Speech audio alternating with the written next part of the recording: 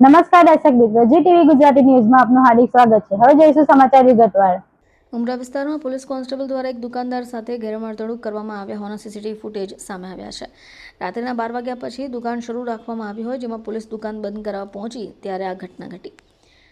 18 December રાત્રિના 12 વાગ્યાની આ ઘટના છે, જેમાં દુકાન શરૂ રાખતા પોલીસ બંધ કરવા પહોંચી। પોલીસ સ્ટેશનના એક કોન્સ્ટેબલ દુકાનદાર સાથે ગેરવર્તણૂક કરી, જે તમામ ઘટના સીસીટીવીમાં કેદ થઈ ગઈ।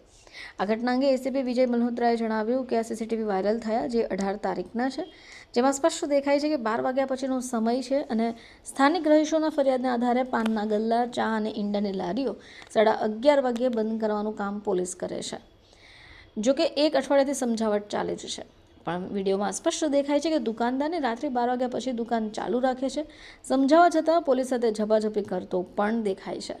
પ્રજાની જાનમાલ અને સલામતી માટે આ પ્રવૃત્તિ થઈ હોય, જોકે પોલીસનું પર્સનલ કંઈ નથી।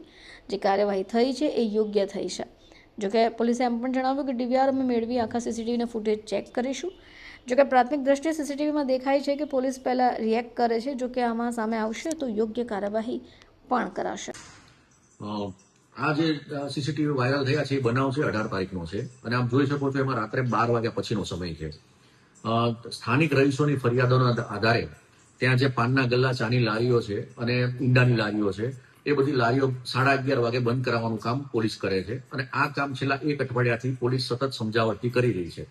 આપ વિડીયોમાં જોઈ રહ્યા છો કે જે દુકાનદાર છે એ રાત્રે 12 વાગ્યા પછી પણ દુકાન ચાલુ રાખે છે, છેલ્લા 7 દિવસથી સમજાવવા છતાં અને પોલીસ સાથે ઝીપાઝોડી કરતો દેખાઈ આવે છે, બરાબર। એટલે પોલીસે જે કામગીરી કરી છે એ પ્રજાના જાનમાલ માટે, એમની સલામતી માટે અને એમની સગવડતા માટે કરેલી છે। આમાં પોલીસનું પર્સનલ કંઈ નથી અને જે કંઈ કાર્યવાહી થઈ છે એ યોગ્ય થઈ છે। સર, તપાસ કઈ રીતે થશે? પોલીસ ગેરવર્તન કરતી દેખાય છે।